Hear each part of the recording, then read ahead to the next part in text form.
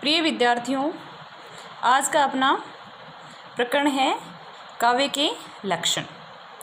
तो बीए पाठ जो द्वितीय है उसका प्रथम प्रश्न पत्र है, उसका अपना ये प्रकरण है काव्य के लक्षण। काव्य के लक्षण के अंतर्गत हम काव्य की परिभाषा और काव्य का स्वरूप इसके बारे में चर्चा करेंगे। तो सर्वप्रथम अपन देखते हैं काव्य के जो स्वरूप या काव्य की जो परिभाषा है वो किन विद्वानों ने क्या क्या दी है। संस्कृत काव्य शास्त्र के आदि ग्रंथ नाट्य शास्त्र में भरत मुनि ने नाटक के संदर्भ में काव्य के लक्षणों में मृदु ललित पदावली, गूढ़ शब्दार्थहीनता, सरल शब्दार्थ, सर्व सुगमता, युक्तिमता, नृत्य प्रयोगिता, विविध रसों को प्रवाहित करने वाली संधि मुक्त रचना को काव्य कहा है। किंतु विशुद्ध काव्य के संदर्भ में काव्य लक्षण का विकास भामह से शुरू होता है। संस्कृत आचार्य, सर्वप्रथम अपन संस्कृत आचार्यों के अनुसार काव्य के लक्षण या काव्य की परिभाषा, काव्य का अर्थ देखेंगे। तो संस्कृत आचार्य अलंकारवादी आचार्य भामह के अनुसार आचार्य भामह ने शब्द और अर्थ के सहभाव को काव्य कहा है।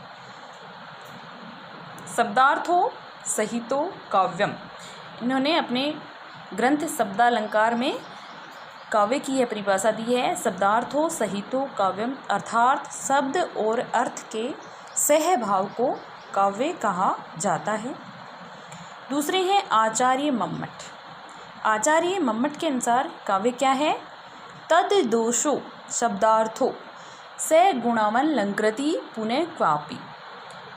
इनका जो ग्रंथ है काव्य प्रकाश, उसमें आचार्य मम्मट ने ये परिभाषा दी है। तद दोषो शब्दार्थो स गुणावन लंकृति पुनः क्वापि, अर्थात ऐसा शब्दार्थ जो दोष से रहित हो, माधुर्य, औज, प्रसाद आदि गुणों से युक्त हो तथा कभी कभी अलंकार रहित हो तो उसे काव्य कहा जाता है।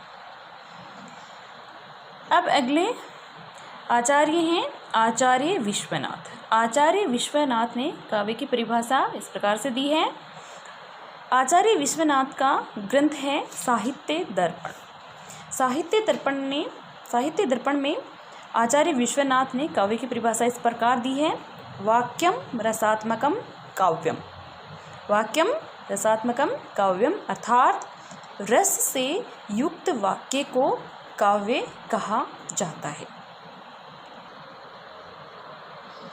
चौथे जो आचार्य हैं आचार्य जगन्नाथ, इन्होंने काव्य की परिभाषा अपना जो ग्रंथ है रस गंगाधर में आचार्य जगन्नाथ ने काव्य का लक्षण बताते हुए कहा है रमणीयार्थ प्रतिपादक है शब्द है काव्यम, अर्थात रमणीय अर्थ का प्रतिपादन करने वाला शब्द है वो काव्य कहलाता है।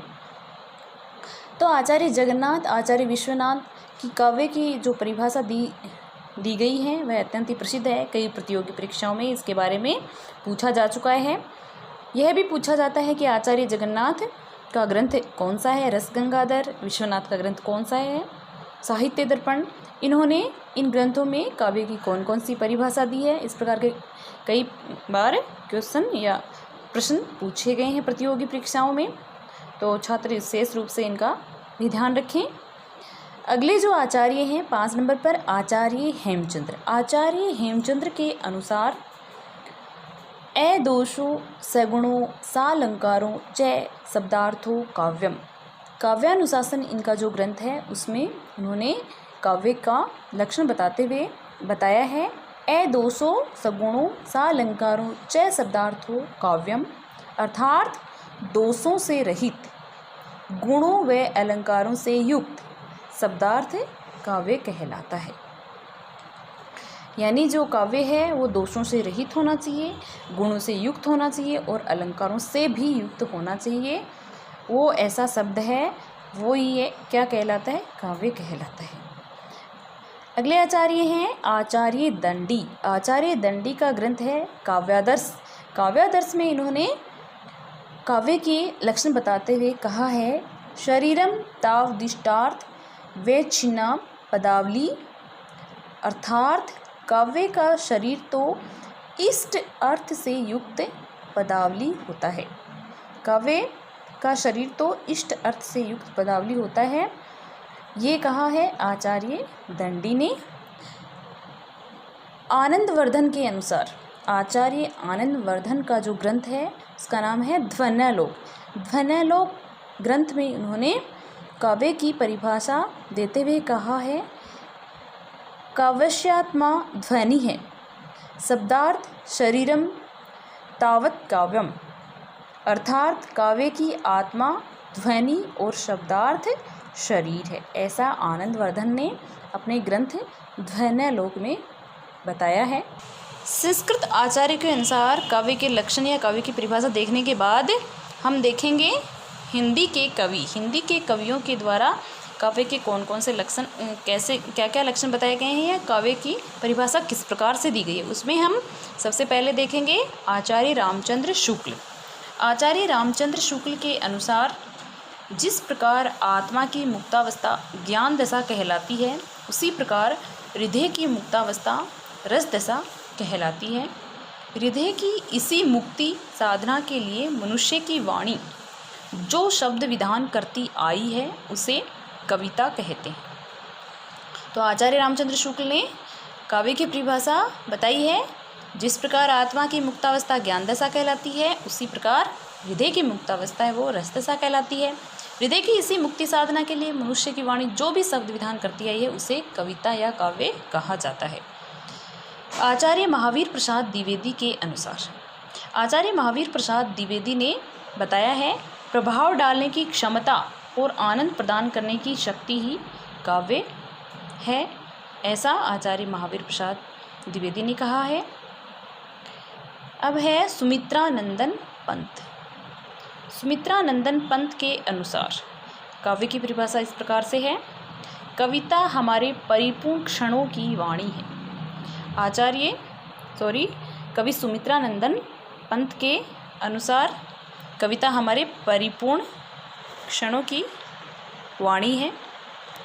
अब है महादेवी वर्मा के अनुसार, महादेवी वर्मा ने काव्य की परिभाषा इस प्रकार से दी है, कविता कवि विशेष की भावनाओं का चित्रण है और वह चित्रण इतना ठीक है कि उससे वैसी ही भावनाएं किसी दूसरे के हृदय में आविर्भाव होती है। ऐसा महादेवी वर्मा ने काव्य की परिभाषा देते हुए बताया है। अब है जयशंकर प्रसाद। जयशंकर प्रसाद के अनुसार काव्य की परिभाषा इस प्रकार से है, सत्य की अपने पूर्ण सौंदर्य के साथ अभिव्यक्ति काव्य है।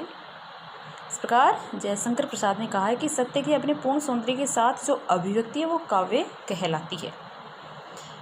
प्रेमचंद के अनुसार, प्रेमचंद ने काव्य की परिभाषा इस प्रकार से दी है, काव्य जीवन की आलोचना है। काव्य को जीवन की आलोचना बताया है प्रेमचंद जी ने। चिंतामणि के अनुसार, सगुण अलंकारान सहित दोष रहित जो होई, शब्द अर्थ वारो कवित विबुध कहत सब कोई।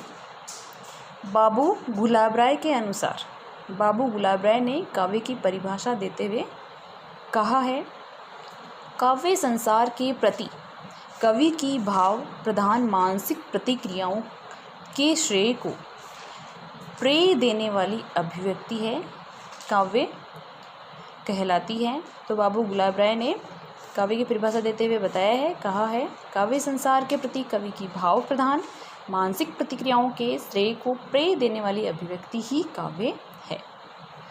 इस प्रकार संस्कृत काव्य शास्त्र में विकसित काव्य की परिभाषा में शब्द, शब्दार्थ एवं रस, इन तीन प्रतिमानों पर बल दिया गया है।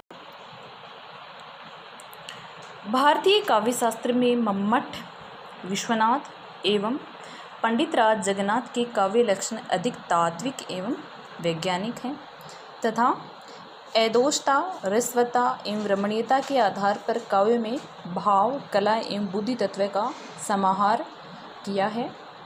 काव्य में रस जीवन के आनंद बोध एवं सौंदर्य बोध को प्रस्तुत करता है, तो रमणीयता अलोक सामान्य भावना का जीवन का राग स्पंदित करने वाले काव्य लक्षण की प्रस्तुति भारतीय काव्य शास्त्र की महान उपलब्धि है, जिसमें उसके बाह्य एवं अभ्यंतर उभय पक्षों का समन्वय है। तो इस प्रकार से आज का जो अपना प्रकरण रहा काव्य के लक्षण, काव्य की परिभाषा, काव्य का स्वरूप, इसके बारे में अपन ने आचार्य संस्कृत के आचार्यों के अनुसार और हिंदी के कवियों के अनुसार उनके मतों की समीक्षा की, मतों के बारे में पढ़ा, उनके द्वारा दी गई परिभाषाओं की चर्चा की। बहुत बहुत धन्यवाद।